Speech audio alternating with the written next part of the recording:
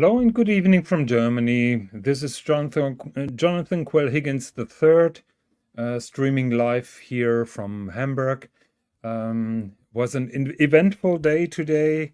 Watches and Wonders opened the doors to the public. The Locks report is going wild because there is an announcement by Patek Philippe that now all their watches are rated only 30 meters water resistant versus previously some Nautilus and Aquanauts being 120. I hope that he can make it and join me on the show, and we will have a little bum fight on that topic. I think it's not really a big deal. He thinks it is. So I'm keeping that topic warm just in case that he hops on. So just like I said, Watches and Wonder is still running full steam. Yesterday we had some coverage from the AHCI booth. Also, Watch Nicholas visited the Anders in Genève workshop and got to see some of their watches, and particularly he got an idea how the sausage is being made. So how the watches are being made, how those workshops look, the old school way. I still hope that he's getting received by Recepi, which looks a little bit different. But Anders in Genève is a very old school watch atelier that I've been seen a couple of times. So let's have a look in the comment. At the moment we have 5 viewers. Not sure what is going on. Probably I'm rebel streaming someone, or someone is rebel streaming me. Doesn't matter if people have missed that show. You can always watch the replay. So we have here Watch Nicholas. I've been streaming with Watch Nicholas for over 3 hours previously.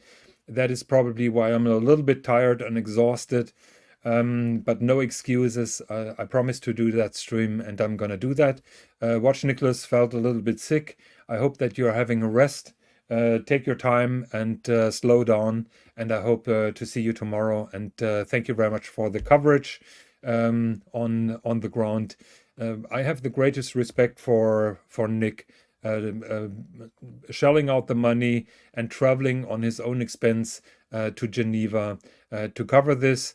It's a little bit sad that he doesn't feel well, and so I hope that tomorrow and probably on Monday we will see some more content.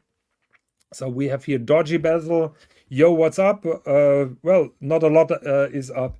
It's a Saturday evening, and I'm trying to talk a little bit about watches that, in my opinion, haven't been covered really much. I discovered some interesting things, some interesting details from those watches, and I'm trying to showcase those because it's gonna be boring if it's only Rolex, Rolex, Rolex. So Apes here saying, "Hey, Jonathan Quell Higgins, he having meal with Tim." I think you're talking. No, I'm not having meal with Tim. I'm not in Geneva, so I'm not having meal with Tim. So that's not gonna happen. And we have whole milk. I did some follow-up research, and Bernhard Lederer once did a watch with 3 tourbillons. He has some explaining to do. Indeed. Yeah, I've been recording today that interview that I conducted with Bernhard Lederer, and I'm a little bit disappointed with myself because the interview went only for 46 minutes. I thought that we were way over the 1 hour line, and I think the time would have allowed for some more questions. So I'm a little bit sad, but I find on the second viewing maybe a little bit more relaxed. I found some of his statements really interesting when he's talking about synchronizing those 2 escapement wheels, how Breguet did it with additional wheels on top that were interconnected, and basically he's connecting those 2 escapement wheels, super light escapement wheels, just like he said, with that metronome that is in the middle, and that gives the synchronization. So I found that super interesting from a technical point of view. And just imagine this escapement is just a series of I think 5 escapements that he's going to be introducing in the next couple of years. So some interesting items will soon follow.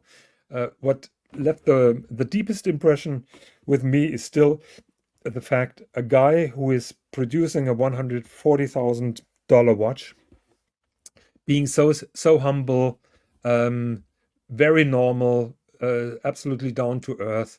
There is no elitism, there is no arrogance. This is pure passion, and that was really nice to see. So we have Crappy Luxury here saying hello. You just woke up drinking quality imported coffee, so I think you're still drinking Jacobs. I hope that you're doing well, and I hope that you're enjoying your morning. We have Goldfinger here in the chat. Hello, Goldfinger. Good to see you. Thank you very much for joining in. We have 6 viewers, which must be a new low. Not sure if I scared off everybody, or maybe nobody's interested in my darlings. Apes is asking, what am I covering today?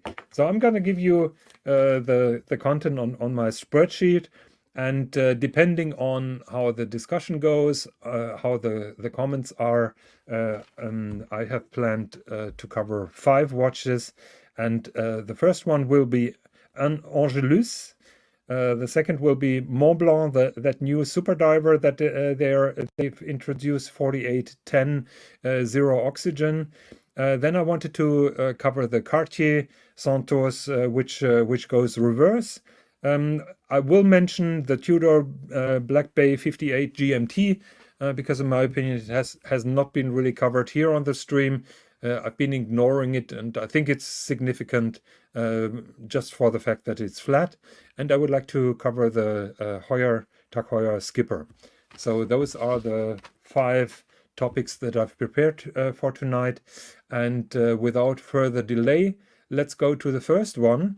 Which is a brand that's probably not really on the radar of most watch collectors, and not on mine certainly, but I found the watch that they introduced pretty interesting, and here it is. So where is the widescreen button? Okay, I'm having technical difficulties again, but we will find that out. So yeah, during Watches and Wonders, Angelus presented this particular one, a monopusher chronograph, which is called Instrument de Vitesse, so instrument for speed. And I found the design pretty interesting. You know, we have many watch companies that have a kind of dodgy kind of design, and in the past Angelus really made some awful dogs. So Angelus was dormant for 30 years. It's one of those Phoenix brands, has been acquired by La Joux-Perret, which is part of the Citizen Watch Group, and La Joux-Perret supplies them with an interesting movement, and I would like to show that to you. So here are the 2 variants. I will go back to both of them. But I would like to show you the movement because you all know that I'm a movement guy. So everything that has a springy thingy is interesting me. So from the first viewing, I saw some similarity. Then I dug deeper in that story and found out that my nose was right. So this monopusher chronograph is so the rights are now held by La Joux-Perret, but La Joux-Perret have not been developing that. That was a company called THE, and behind that company THE are no less important people than F.P. Journe, Vianney Halter, and Denis Flagliolet, the founder of De Bethune. So they had a company together, and they created that monopusher for Cartier. De Bethune had the rights to use this particular movement, and now the rights move from this particular movement. The rights moved from Cartier. They sold the rights to, let me check. So Cartier sold the rights to Jacquet, and then Jacquet later was transformed into La Joue de Perret. And that was the first monopusher Cartier that they introduced. Same movement construction. Now it's a little bit beefed up with in-house parts, but basically the same movement construction. So it's an old friend that you see in that Angelus, which is not a bad thing in my opinion. And you get some true F. Pigeon heritage out of a watch that is around 17,000 Swiss francs. So I found that really interesting. In addition to what you see on the front, this is by far my favorite. I love the dial layout. I love the color combination, which screams, in my opinion, a little bit Hermes. I think the designers really did a good job on that. In my opinion, it's almost perfect. 39mm size with a monopusher. How wrong can that be? The only issue that I have slightly is that the movement is a little bit tiny compared to the case size. This movement has been developed, as far as I know, in the 1990s, where movements had to be smaller because, particularly with the Square and Tortue monopushers from Cartier, they had to be small. So it is a little bit small movement. Let's see how big the movement is. The movement is 29.4. Keep in mind, most of the Patek movements, the old-fashioned ones, are around 27, so it's still not bad. And it's still a very interesting watch. I think those two are really a nice combination. One black dial, one with the beige dial. My preference would be the beige dial. I think it's an amazing watch. I have not been seen any coverage on that so far. So we have here now Christian Frech. I think I'm spelling him right the German way. Paul Francis is here. GB Vowel is here. When I say hip, you say hop. Okay, say hip, I say hop. Yeah, we have Vimal here in the comments. Hello Vimal, good to see you. We don't forget the India and Maldives thing.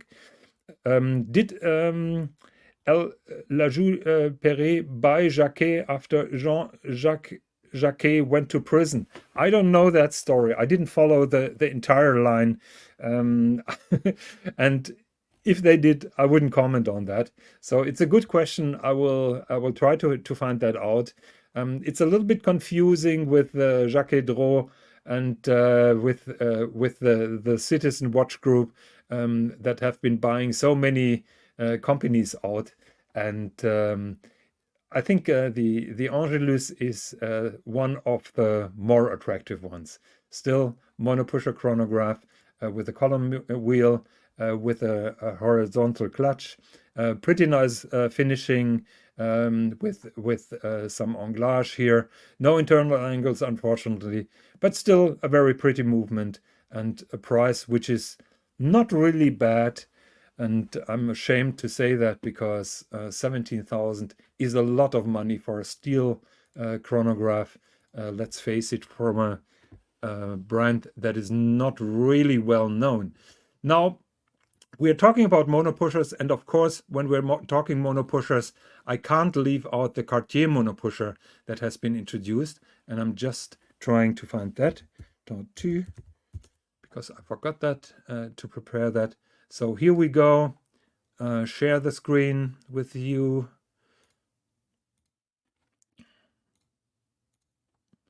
And here we go. We have here the new Cartier Tortue. Tortue is French, it means turtle, and the Tortue monopusher with the beautiful movement from F. Pigeon has been introduced, I think, in the 90s. does really well at auctions. Nick yesterday saw someone with a Tortue on his wrist. Now they reintroduced that with a new movement. They don't hold the rights on the old one.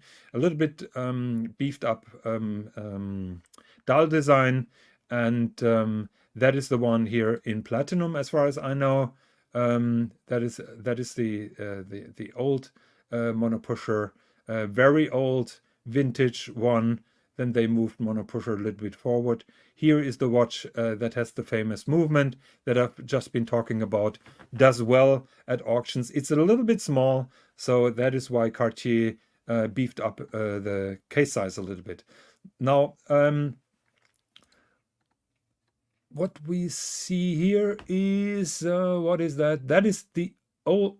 One second. That is the old movement. So that is very similar to the Angelus that we've just seen. And now we are seeing the movement of the new one. That is the new one in platinum. You can see that by the red cabochon ruby on the crown. And where is the movement? Where's the movement? Where's the movement? Where's the movement? The movement, it doesn't show there. So maybe I have to pull up the... Here it is. Okay, here we are. Okay, that is the new movement. In my opinion, it's not really nicer than the old one. It has the more present column wheel. Other than that, I personally like the older one more. Cartier doesn't disclose who developed that for them, but they say it was by a contractor. So it was not developed in-house. So here, about the provenance, it is this isn't an in-house, but a proprietary movement made by an undisclosed partner. And I'm pretty sure very soon we will find out who is the undisclosed partner. So the Tortue ones here is a monopusher chronograph. There is also, you can also get the Tortue 2 without the chronograph. Let's see if they covered that. Of course not. So we're telling you the prices of the chronograph at the moment. So case size is 34. The length is 43. So it's a little bit bigger than the previous one. So prices for the platinum. For the platinum is 53,000 euros. For the gold, 46. That's a hefty price. I think the old ones are going around 30, 35. So let's have a look if we find the Tortue non-chronograph here. Tortue. Let's see if monochrome has covered that. Of course not. So let's go to the colleagues at Hodinkee.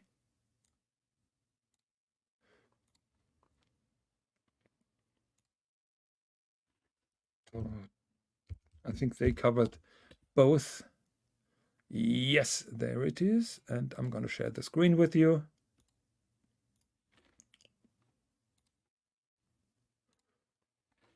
Here we go. So here you can see the full collection with the chronographs and with the normal Tortue.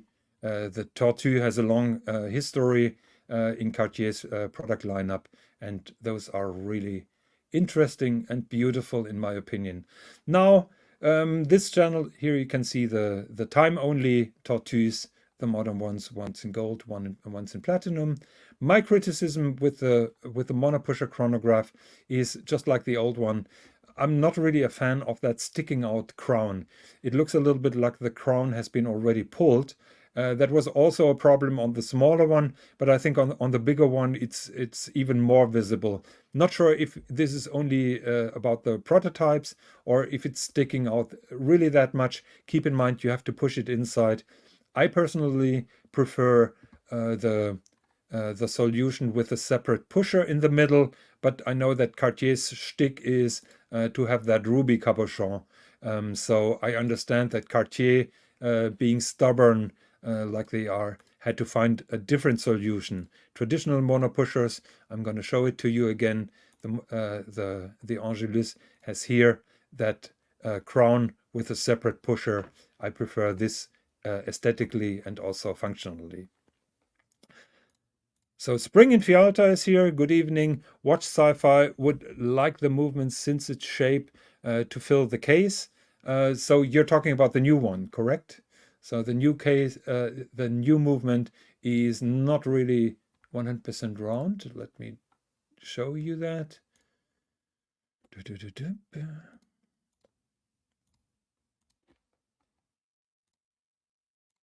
Okay, let's go to Hodinkee again, and let's hope that we can see the movement again. No, that's monochrome here. Even better. Yeah, you have a point, Spring in Fialta.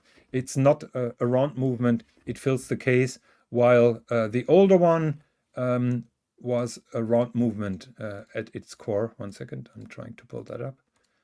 So the old one is clearly a round one from its core. So it has been developed to be a round one. And yeah, there is a difference. Thank you very much for pointing that out. I oversaw that point, so thank you very much. So while we're talking about Cartier, we should go further with Cartier, in my opinion. And let me show you the next one, which is the Cartier Rewind. Not sure if you came across with that. Cartier Santos Dumont Rewind.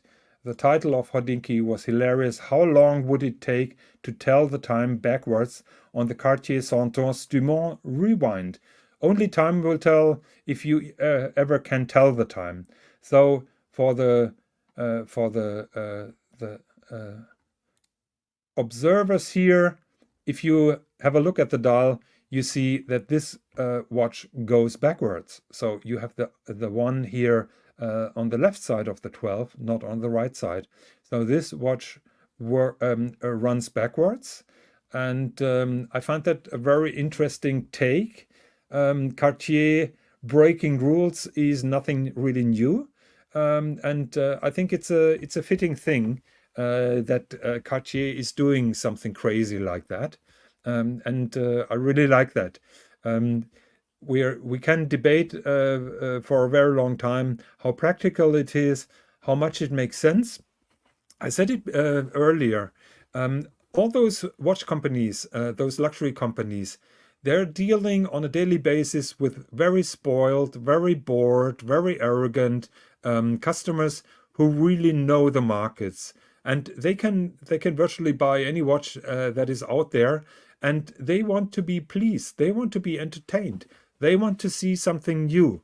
They want to see something different. If they bought a Santos Dumont, they will not buy another one unless it's really different.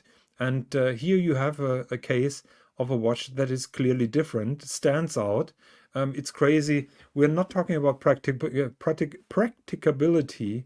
We are just talking about a detail. Also, I think the philosophical aspect is really interesting because it means that you have to break your routine. So you're engaging more with the watch. You have to focus on reading the time. So you appreciate a little bit more your watch. So probably you're spending a lot more time with this watch, with appreciating the design, with fighting with your struggles and so on. So it's a very emotional concept, and I really like that. So this kind of unusual display of time is not really new. For example, we had a similar similar but different approach here with Cariboutil. One second. Let's make the Frank Müller crazy time at first. Crazy time. Frank Müller made something really weird. Oh, okay, we don't have that. So I'm gonna fire up Google again. So Frank, I think it's Crazy Hours. That is the name. Crazy Hours, Crazy Hours. Yes, here we are.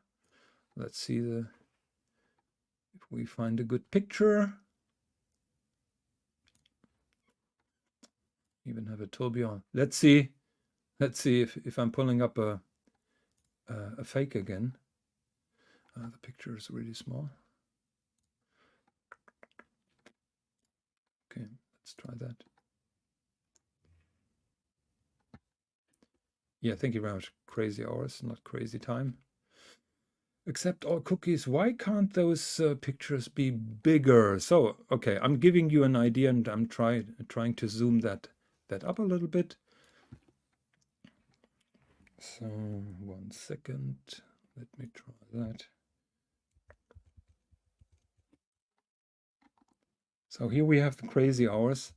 So it looks like a normal watch, but then at the moment the watch shows 10 past 10, but then 10 past 11, that hour hand will move to 11. So it looks a little bit like 10 past 3.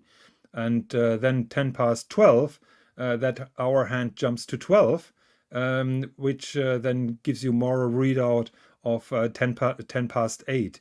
So that's exactly the philosophy, that it looks like a normal watch, but then you engage with it, and you have a different user experience. And I think that's what luxury is really about, to always excite your spoiled clientele with something new. Now, another very interesting watch in that concept has been done by Kari Voutilainen, and of course I haven't prepared that. Voutilainen, but I hope that I'm finding it on his main page. He was working with, I think, with a psychologist together, and he also made a very crazy or unusual, unconventional approach to tell the time.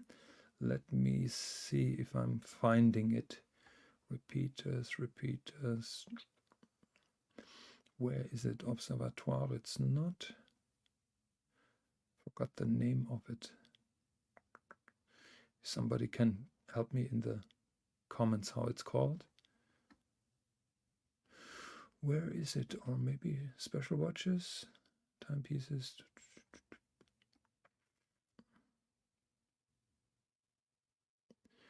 Where is the watch? Where is the watch? I'm sorry, I should have prepared that, but time was running out. It was very short, and I simply didn't prepare that. Okay, I need Tanzil in the background to pull that up.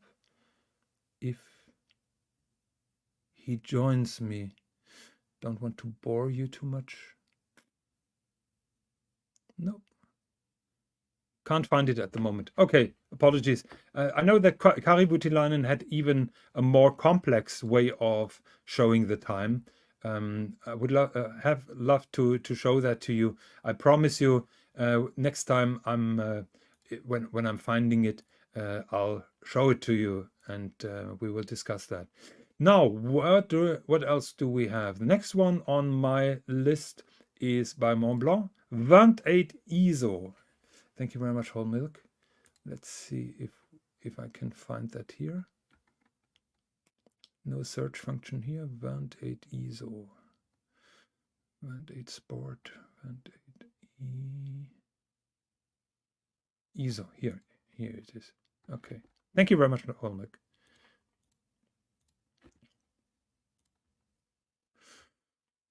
Share screen. Here it is. 28 ISO. I don't know how it's spelled. So if I understand correctly, the time reads as follows. When the minute hand is covering the hour hand, that means it's the full hour. So here the time is now 5, 10, 15, 20, 25 past 10. That is the time that is displayed here. So he was working with a psychologist to create this timepiece, and the goal is the same, just like I told you. It is to give your clients, your spoiled clients, a different user experience. The entire key is the customers should really engage with the watches, spend a lot of time with them, and probably change a little bit of their daily routine, and start learning something new. And I'm pretty sure when you have that Cartier reverse, it will take you a couple of days to learn the new time, but you will make it at one point. Just like with the Breitling Cosmonaut, that has a 24-hour hand and not a 12-hour hand. It's at the beginning it's hard, but it's interesting how your brain computes that and finds a solution for that. Same goes with my regulator dial on my Lange Tourbillon, for example. I had struggles to read the time properly at the beginning. It lasted a couple of days, and now the time readout is pretty natural. Okay, let's go to the next one that I've prepared. And I hate to do that because I'm really not a big fan of Montblanc watches. But like I said, when I find something interesting, I'm going to cover that. So this is the new Montblanc Iced Sea Zero Oxygen Deep 4810. So this is another one of those ultra divers that recently came out, and this is in the tradition of the deep sea, and also in the Omega Ultra Deep, I think it is the name. Yes. So the watch is water resistant to 4,810 meters, while a standard deep sea water resistant is 4,000 meters. So it is even higher rated than a deep sea. It is also slightly smaller from the case. One second, where are the case dimensions? Not that I'm telling you garbage. As far as I know, it's 42.5. Let's see. Where is the case dimensions? I think it's thicker than a deep sea, but it's slightly smaller. They said usually, yeah, it's slightly smaller. It's 43. Apologies, 43. Deep sea is 44, but it's slightly thicker. Now, I would ignore this particular watch if it didn't have a special technology, and the technology is called zero oxygen. So what Montblanc does here is they evacuate the air out of the case, of the watch case. So this watch inside has no oxygen, zero oxygen. Now you may ask, why is Montblanc doing that? The reason is quite simple. When you're climbing on Mount Everest, or when you're driving really deep, the temperature outside is getting really cold. And if the temperature is really cold and you have oxygen inside, oxygen is always saturated with humidity, and that tends to fog then from the inside. And if you have no oxygen inside, you don't have the fogging from inside. And that's what this technology is all about. I have a lot of question marks because I know that this is watertight, but I wonder how they prevent oxygen emerging into the case when you set, for example, the time, and the seals don't completely seal the watch up, particularly over time, over a couple of years. As well, when the watch is serviced, you have to evacuate the oxygen out after that, so it has to go back to the factory. I think it's an interesting concept. It's not the first watch that they introduced that. They made a chronograph, which was also that one, the normal diver, was also iced sea, zero oxygen. No, it's iced sea. That is not zero. I think they made a chronograph also with zero oxygen. I have my question marks how long that lasts, and I would like to know more about that. And I'm trying to find a little bit more research. Keep in mind, those watches have been presented less than a week ago, and I'm pretty sure we will find some more information about that. Patek Chris is joining us in the comments. Hello, good evening. I hope that you're doing well. So what Montblanc we're creating here is a new testing machine because to test 4,810 meters depth, you need a new testing instrument. Keep in mind that the watch companies are testing 25% more of the pressure than what they indicate. We had this discussion a little bit earlier at Watch Nicholas. So if a watch company rates a watch 100 meter water resistance, the watch is usually pressure tested to 125 meters. So there is no exception here. They're testing it even to a higher pressure, but it's a challenge to have those machines, and Montblanc can only produce 80 watches of those per week because of their limit. No, I think 80 per month, they said, because of their limitation of this particular machine. So I think it's 80 pieces per month. 1 second, let me check. I think in the interview he says 80 per month. Where is the passage? Where's the passage? Where's the passage? Yeah, 80 per month. So that is German, 80 per month. Okay. So Apes is asking a question that has been asked before or similar. I think we had that question, 250,000 to spend on watches. What would you do? Would you buy one single heavy hitter, or would you buy several, and what would you do? So that is a similar question. So Apes is asking Jonathan Quell Higgins, what would you look to get should you have around 200K to spend on watches? Counter question. Assuming that I already have the collection that I have, or assuming that I had 0 watches, or assuming that I had a standard collection with a standard Rolex and Omega, Man on the Moon, so that I'm not starting from scratch. I think that is a very important question. So yes is not enough. What do you mean, yes? Apes, tell me. Oh, so assuming you already got what you got. Okay. Yeah, so I'm giving you an easy reply. I would. Okay, no problem. I will. I'm happy to give you a reply.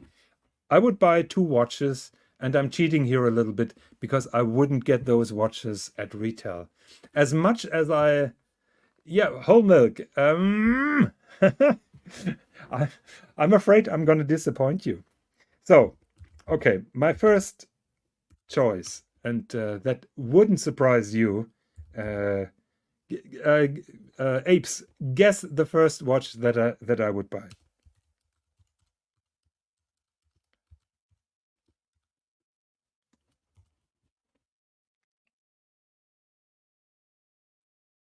Come on, Apes, tell me.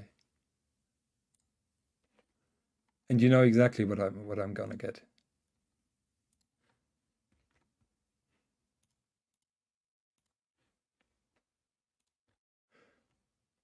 And no offense to Bernhard Lederer, first watch that I would get would be that one here. Platinum Recepi Chronomètre Contemporain. Yes, you're spot on. So 120 of the 200 are gone. Now the second watch that I would get is very easy. It is the Simon Brett Chronomètre Artisan. So I have 2 chronomet, 2 3-handers, and that's it. That would be all that I would do here. Brett watch. Yeah, Higgy is a hype beast. Correct. I can't help myself. But Bernhard Lederer got me thinking, and he's certainly very high on my list, no doubt about that. But those 2 watches are what I like even more, I would say. So Chronomètre Contemporain and Simon Brett. Another idea would be, but I'm not sure how realistic that is. I would probably blow the entire money into a Ferdinand Berthoud fusée and chain tourbillon, but I'm pretty sure I wouldn't get one on the secondary market for that amount. I think they're selling higher. Yeah, so yeah, those are the three watches that would be my preference. But having said that, the Bernhard Lederer CIC central impulse chronometer that we've been discussing so much here on the channel and on Watch Nick certainly is a very interesting watch. Lederer, Bernhard Lederer, and I'm going to show it again. So Apes, what would you do? What do you do? What do you do? So I'm returning you the question. Guys, do you remember 1 week ago, I was presenting this particular watch? I think less than a week ago. And I think OC and Tanzil were shitting on the boring design of this watch. And they said it's a no-brainer. Watches have to be attractive. Basically, the bait must taste the fish and not vice versa. The design on this particular watch is not good, and yeah, now the opinion changed with just a couple of interviews and with a little bit more insight. So in my mind, when I taped the interview that I had with Bernhard Lederer, and when I was playing that, I have discovered so many questions that I still have, and I reached out to him. I'm pretty sure he's very busy at the moment. He didn't reply back, but you can be sure that I'm following up, and I would really like to have a conversation with him here on the channel. And I promise you, I'm going to prepare a lot of questions. And if you have particular questions for Bernhard Lederer, please post them in the comments or leave them after the show. I'm certainly looking forward to your question. To your questions. So, for example, Bernhard Lederer didn't even mention the double remontoirs that he's using. So here you can see one remontoire, and the second remontoire is on the other side of the balance wheel. What also struck me this morning, which I haven't realized, is have a look at the center here. You can see it's difficult to see the balance wheels here. So have a look where those second hands are located. They're located exactly at the center of those remontoirs. So that is the direct access. After the remontoirs have been unloaded, the springs, the pivot goes down, and it's controlled by those two by those two escapement wheels that you see here. That is one escapement wheel. The other one is on top, and you can see the metronome. You have an idea of the metronome in the middle. And Bernhard Lederer yesterday said something very interesting, because he said those escapement wheels must be super light. So he's using titanium, and it's even, can you see here, it's even reduced by, I think, a photoelectric process. So they are all still pierced out to save weight. Why is that? He said, well, with those escapement wheels, they stop and then accelerate 3 times per second, both of them. And to make that in a perfect kind of way, they have to weight less. And he was criticizing Abraham Louis Breguet, because he said Breguet found no other solution to control those two, to synchronize those two escapement wheels, other than putting wheels on top, wheels on top, and connecting them. So that added a lot of mass to that system, and that was the weakness of Abraham Louis Breguet's design. So what Bernhard Lederer did, he used that metronome in the middle to control those two. So Holmik has already 2 questions. let's see. My two questions for later. Does he think about resonance in watches? And what does he think of Calabrese's springless escapement, Calasis? Oh, you're catching me on the wrong foot. I don't know this particular escapement. I saw a question yesterday, I think from Kalsowitz, who was asking, is that a kind of a resonance? Where's the difference to a resonance? In my opinion, it's quite easy. A resonance has two balance wheels. This one has one. So there is no resonance effect unless Bernhard Lederer tells us that those two escapement wheels also suffer a kind of resonance effect. So I think that is a very good question, and I'm going to ask him that. Thank you very much. So Apes is asking opinion on Gröbel Forsey. Gröbel Forsey makes amazing pieces, but you gave me a very limited budget, and 200K gives me an entry-level model Gröbel Forsey, and I'd rather have the Recep and the Simon Brett instead of a Gröbel Forsey. If you give me $1 million, I may get weak and get a handmade one, but only maybe. But 200K would be entry level for Gröbel Forsey. No, not that. Rancher is here. Good evening, Rancher. We've been talking earlier. Hope that you're doing well. Watchnik, what is that? A shaving channel for beginners? Well, I was helping out Watchnik due to the fact that he's the only person in the Archiverse who spent his own money to go to Geneva to cover the AHCI and also the Watches and Wonders there live. And I respect him for that, and I'm trying to help him as much as I can. So what does he think? No, all good. Okay. So yeah, Ape says AK-06, not surprisingly, whatever it costs.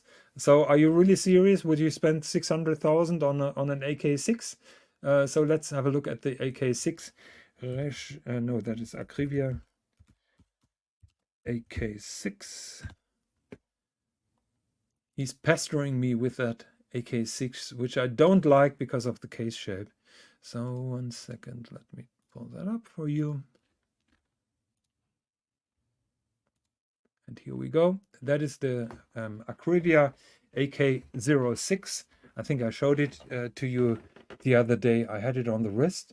It is a wacky, weird design, which is very unusual. It combines elements that you also find in the chronomètre contemporain, because the chronomètre contemporain looks like a simple case. It's not. You can see that that motive of that bezel, which is kind of rounded, but then the case mid hugs a little bit more on the wrist and leaves the bezel stand out in different widths or heights. So it is a weird.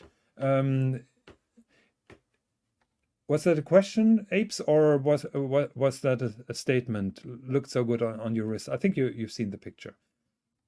So the AK-06 has this kind of tremblage dial. It has an open work for that crazy power reserve. You can see those two levers moving the power reserve. The hands are absolutely gorgeous with those flattened tipped. Certainly a lot of hand craftsmanship here. And of course, on the case back, then the movement shines with that deep, crazy anglage, internal angles galore here on the spokes of the wheels. So you get everything that you expect from Recep, with the exception of two mainspring barrels. And in my opinion, the two mainspring barrels on the CC1 are even prettier because it is a little bit symmetrical, or yeah, I just like the double ones a little bit more. But you can also see here a very symmetrical movement layout. Okay, I went now on a tangent. What else do we have? Let's do the skipper, the skipper. 1 second. Where's the skipper? Yeah, preparation is good, but then you have to find it. Black Bay. Where's the skipper? Okay, no skipper. Let's try then monochrome. 1 second. That is when you're doing everything your own. Where's Tanzil? Oh, ding. I know that he's going shopping with the wife. Hodinky skipper. So introducing the skipper in gold. Here we go. So I found an old article. So Jamie Opulence is very interested in the skipper, and I think he has good reasons for that. So let's start with the old skipper, and you see here two old Tag Heuer or Heuer skippers on the left. You see the old logo, it says Heuer, it doesn't say Tag Heuer, and those are the old skippers, and for sure they inspired then the new one here that you can see here. Now, what is so special about the old skipper? It is that three colored subdial for the chronograph. That is a minute counter, and it has those 3 colors. I tried to explain that, I think, on Watch Nick yesterday. I'm trying to do that again with you guys. In all honesty, and probably somebody, maybe the rancher can tell me. So that scale here is going backwards, 5, 10. So I assume that the minute counter moves clockwise and not counterclockwise. So what happens here is this is for sailing competitions, for regatta. And what happens usually when you have a sailing competition, you have a starting line. You're not allowed to cross the starting line until there is the signal to start, which is then a light signal in the sky. So a regatta works like that. They fire up a light signal, which then tells the participants that the race is about to start in 10 minutes. And the idea of the skipper is, when you see the first signal, you start the chronograph. And after 5 minutes, which means then you're leaving the green zone here, after 5 minutes, there will be a second signal that says in 5 minutes, the race starts. So that minute counter keeps on counting. And then when you enter the red zone, that means the race is starting. So those 3 color segments have the reason because of those races, and those are started in 5-minute intervals. And Tag Heuer kept this formula from the one here on the very left, and converted it in the modern time with a beautiful sapphire crystal that mimics now the plexi crystal. You can see the different colors here. You can see also that countdown function here in the minute counter. What is different is that additional hour count. No, that is the hour counter here, and that is the running second. So the present movement has 3 registers, while the old one has 1 or 2 registers. So that is my only caveat. I would have preferred that with 2 register. I don't want this one here in the middle. Now, this is all good and fun, and I'm gonna show you a Rolex chronograph prototype with also this kind of dial layout. I hope that I'm finding it, because of course I didn't also prepare that. Chronograph regatta. Let's see.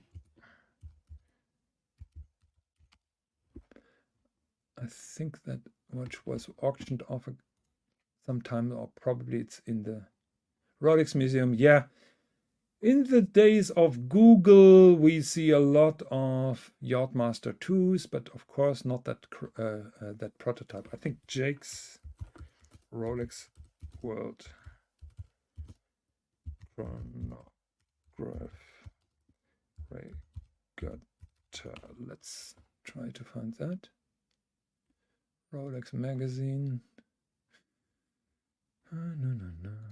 Let's try Daytona. I think he had a very long article about the Daytona and he showed that prototype. Let's pull it up.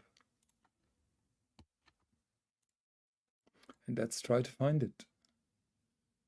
Oh, of course, all novelties. Why doesn't it go to the Daytona?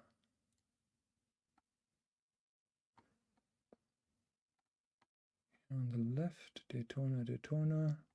No. Okay, I have to put that back in the burner as well. I'm gonna show it to you. Rolex made a Cosmograph Daytona with this kind of segmented minute counter as well. Pretty cool watch. I think it was a piece unique. They were experimenting with that nautical theme and then decided not to show that. So the last watch that I wanted to introduce or to show or to discuss or whatever is here, the new Tudor Black Bay 58 GMT. I know what I said, and of course don't listen to experts because they are always wrong. So I remember when we were predicting what Rolex gonna do at Watches and Wonders, I said if they leave it to Tudor to introduce a Coke GMT, people will storm the Rolex headquarters with pitchforks. Now, of course, I've been wrong because then the day after Tudor introduced the Black Bay 58 GMT with that Coke bezel. And I must say, I like it. What is the difference to the previous model? So we are talking now about a 39mm case versus 41 on the previous GMT.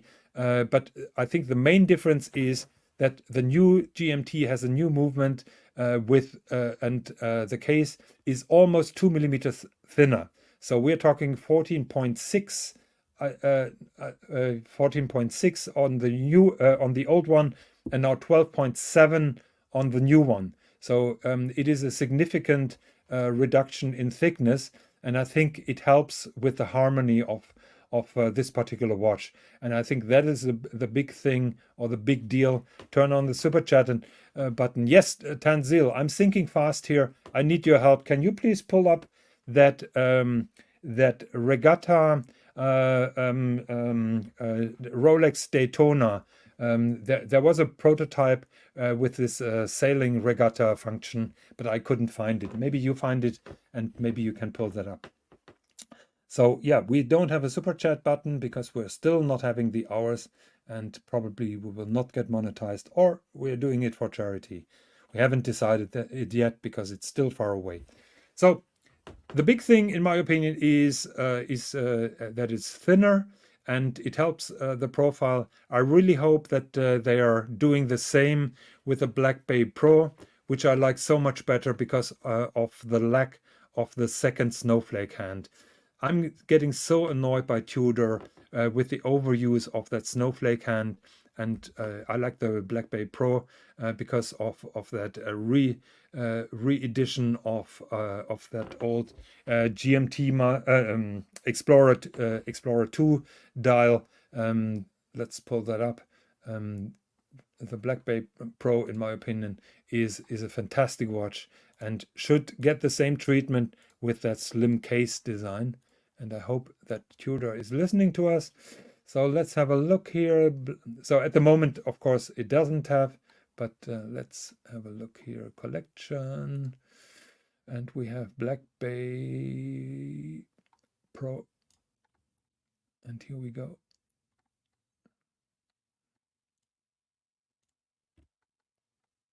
So here, that looks a little bit better because that is the color of the Explorer 2 dial. Explorer 2 dial would be even better to have the proper hand, just like the Rolex. Not gonna happen, but I find the contrast here much nicer.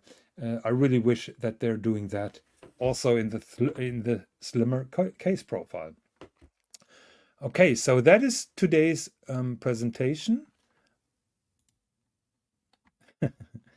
I'm putting up the link just in case that somebody wants to hop on to Gonzo stream with me or ask questions. Holmik is saying, OC will leave the channel if you keep talking about Tudor. Well, yeah, what can I do? I think the Black Bay is really cool. I think it's a little bit sad state of things when this is the breaking news and probably the commercially most interesting watch that has been shown on Watches and Wonders, because it's thinner and it has a Coke bezel. So you may say big fucking deal, and you're probably not wrong. But those are the news from Watches and Wonders from me tonight. Tomorrow I try to do another show, maybe on Monday as well, and then we probably make a recap with our favorites from Watches and Wonders. I've been asked about my favorites from Watches and Wonders, and I screwed it up a little bit. So my favorite so far is the new Ferdinand Berthoud, even though it doesn't have a tourbillon, but the Fusée and Chain with the remontoir is a beautiful watch. Second one is Bernhard Lederer CIC 39mm without a doubt. The third one is the H. Moser Streamliner in steel with a skeletonized movement and the tourbillon. And now eggs on the face. I really like the brand, but when we are talking about open work, we must talk about what Chopard did. And I really like the love you, Chopard, but this is not good. So we are, well, 10. I'm not covering the 30 meters update until you're hopping on, because I want to have a bitch fight with you on that. So alone, I won't cover that. Okay, so why am I criticizing Chopard? It's very easy. It's the Alpine Eagle skeletonized. I think the term skeletonization is really overused, and I'm really getting annoyed by the overused. So that is an open work. That is a pierced out movement, but that is nothing really special to rave about. Everyone else makes a nicer one. This is just lame and lazy, and I'm not a fan of this particular movement and how it looks like. The plates are too big. The decoration is inferior. The only positive thing is that it's relatively cheap. It's not really very much more expensive than the normal one.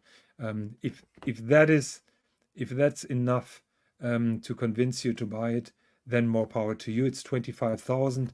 I think with a similar movement, you're around 20. So I think the premium is not really high to that skeletonized, but the effort is not too much. So arm hair, look, the skeletonization is even so bad that that you can't see the arm hair underneath. I think with that we are closing, because Tanzil will try to do it tomorrow, and my friend Zeppy is here. Zeppy, hey Higgy, I'm wearing my Black Bay Pro. Totally love it today. Love it, but at 14.6 millimeters. It is a thick pig. Are you getting the slimmer pig, Zeppy? That is what I would like to know. So those are my closing line. 1 hour and 4 minutes. Thank you very much for joining. Thank you very much for tuning in. Thank you for the feedback in the chat. That's always helping me when I'm running solo. I hope tomorrow Tanzil will come back. And yeah, that's it for tonight. If you enjoyed the show, please upvote and subscribe and tell your friends. And see you tomorrow. Bye-bye.